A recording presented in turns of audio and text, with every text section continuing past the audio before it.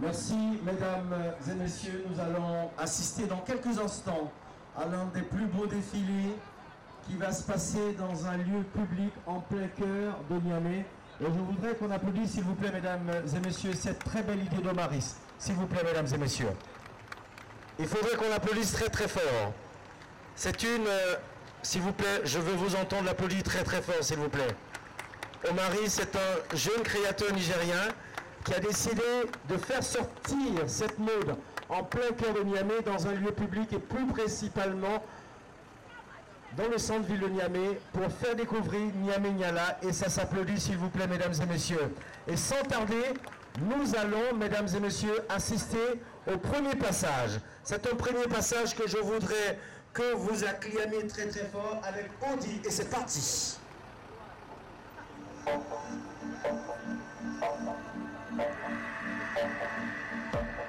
Mesdames et messieurs, je voudrais qu'on applaudisse très très fort pour ce premier passage en plein cœur de Niamey. C'est un moment exceptionnel, s'il vous plaît, on l'applaudit très très fort. Premier passage, Audi. Mena Mode, s'il vous plaît. 100% nigérien, Mena Mode ce soir, en plein cœur de Niamey Niala. S'il vous plaît, mesdames et messieurs, maximum d'applaudissements pour ces mannequins. Eh oui, c'est aussi ça la classe, c'est aussi ça la finesse. Mena Mode.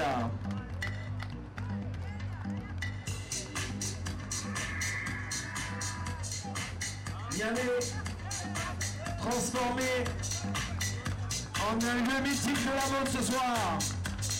Niamey Niala. Avec une idée originale d'Omaris.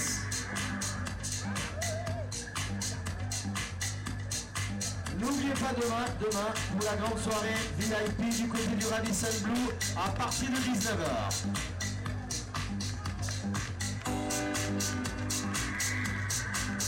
Mesdames, toujours, mesdames et messieurs, un moment inédit.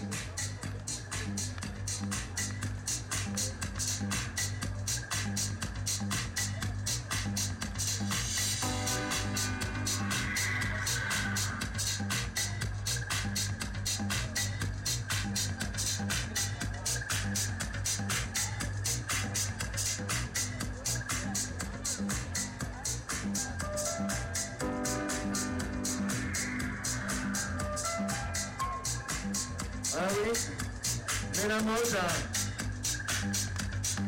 que je vais vous demander de réapplaudir, s'il vous plaît, mesdames et messieurs, pour cette belle prestation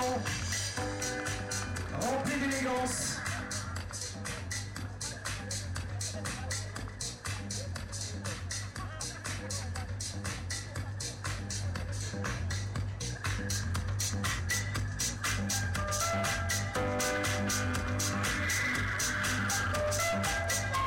S'il vous plaît, mesdames et messieurs, vous qui aimez la mode, je voudrais qu'on applaudisse pour tous ces mannequins, s'il vous plaît. C'est très important.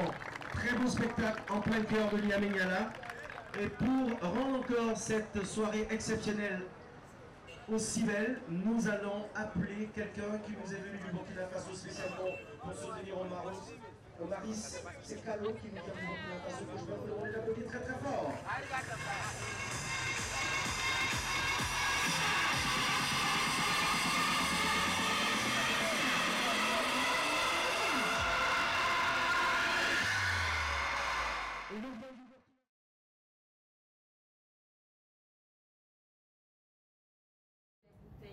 Les bidons d'huile avec les bidons d'huile de 25 litres, ça devenait encombrant pour nous. Et on se disait, peut-être les prendre et les amener sur un dépotoir n'allait pas vraiment apporter la solution. Donc un jour comme ça, j'étais là et puis je me suis dit, bon, au lieu d'acheter un seau à 1000 francs, pourquoi ne pas prendre juste le bidon d'huile de 25 litres, juste couper le haut et faire un tout pour verser l'eau usée. Après on s'est dit oui, ça peut marcher. Après les bouteilles de Ira, on se disait, ben, au lieu de les jeter, pourquoi ne pas les peindre, pourquoi pas ceci. Et de là, on s'est dit, ok, c'est quelque prendre, parce que moi, à la base, j'ai fait, depuis 2010, j'avais travaillé dans des ONG de l'environnement, etc. Donc, je pense que ça m'a toujours inspiré. Après, on était parti voir l'école Soli Abdourahmane, je pense, les élèves sourds. On voulait faire un atelier avec eux. L'organisation, c'était formidable, parce qu'ils sont certes sourds, mais quand on a commencé les ateliers de recyclage, on a aussi beaucoup appris avec eux. Donc c'était de là que j'ai formalisé, on a ouvert un centre où on avait pour vocation de former vraiment les jeunes. Malheureusement, il n'y a pas le truc, j'allais vous montrer certaines photos, de vraiment les former dans le cadre de la récupération et de la transformation des déchets solides non biodégradables. Pour moi, c'est un combat personnel parce que, vous savez, la dégradation de l'environnement, on peut dire que c'est à 2 à 3 causes. La cause naturelle, qu'on ne peut pas contrôler, et surtout l'action de l'homme. Et c'est dommage de voir que nos pays africains, nous sommes les plus touchés. Parce que tout ce que les autres n'aiment pas, c'est à nous qu'on le ramène. Je ne remets pas en cause, hein, on a beaucoup de programmes comme Niamey, Niala et autres, mais beaucoup reste à faire. Parce que pour moi, ça c'est mon entendement, il ne suffit pas de prendre les déchets, les emmener sur un dépotoir, les enfuir dans le sol. Voir aujourd'hui s'il y a l'inondation, c'est parce que l'eau ne s'infiltre pas dans la terre. Donc on a des solutions plus adoptées. Mais je ne sais pas pourquoi ça ne marche pas. Donc, le recyclage, pourquoi? Parce que je vous assure que ça peut booster l'économie d'un pays.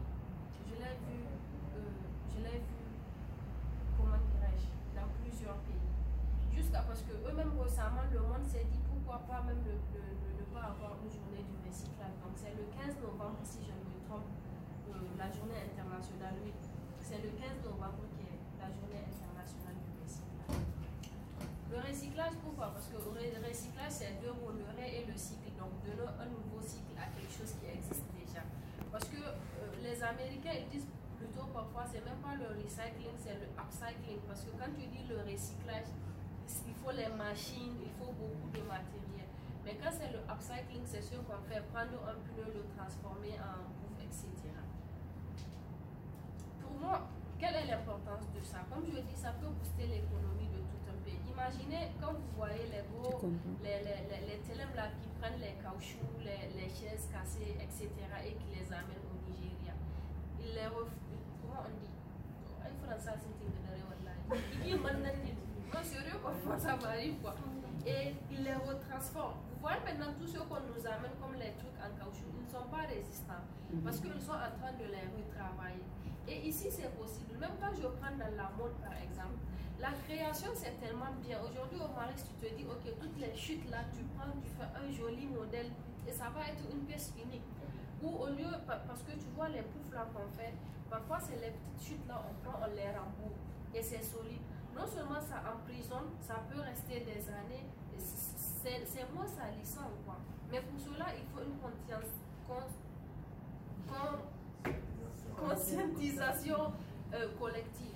Il faut que nous qui sommes là, qu'on accepte qu'on veut changer quelque chose, on veut apporter quelque chose et qu'on peut le faire. Je vous assure, moi, le recyclage m'a donné, je ne dirais pas qu'il m'a tout donné, mais ça m'a donné beaucoup.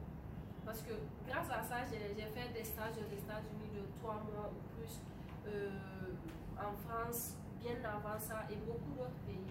Et je sais que ça va continuer parce que, je le dis sans fausse modestie, pour l'instant, je sais que je suis, je ne sais pas, ils disent la reine du recyclage au Niger, vous pouvez vérifier. Parce que pour moi, c'est la passion. Excusez-moi, je peux reprendre. Parce que là, ça vient. Allô? Je suis ça serait impossible, j'ai dit que ça serait possible. Inch'Allah, on le fera. Ouais. Et on l'a fait. On a bloqué toute une circulation pour pouvoir faire le défilé. Et on a ces gens-là pour faire la promo de notre marque. Et aujourd'hui, on est à 100% fiers. Il y a des gens qui me disent, même hier, il y a des gens qui me demandaient si j'avais l'autorisation pour faire un défilé sur un goudron. Et l'idée là, on l'avait début. Les gens nous bloquaient tout le temps. On nous dit non, il ne faut pas le faire. L'année passée, on voulait faire ça sur le rond-point Intelara. On a dit à Omaris non, que c'est pas faisable. Il y avait les lumières et tout. On a dit non, c'est pas faisable. il faut réfléchir à autre chose. Il faut réfléchir. C'est l'innovation. Il faut pas nous donner à chaque fois les mêmes trucs aux gens. Mais où est l'engouement? Moi, j'ai une proposition à vous faire. J'ai l'impression qu'il y a beaucoup de créateurs ici qui ne sont pas encore connus. Pourquoi ne pas faire un autre événement avec tout ce monde en décembre? C'est même l'idée, même maintenant, parce que même le défilé les autres créateurs. On a essayé, parce que c'est les nouveaux, déjà les gens ne connaissent pas. Donc c'est pour ça qu'on a préféré travailler avec eux sur le premier défilé pour au moins sur le public qui n'aura pas la chance d'aller au Radisson puisse les connaître. Parce que déjà, la plupart des gens qui seront au Radisson, c'est des gens qui sont connus. Mais eux, peut-être là-bas, c'est les autorités les connaissent tous, le public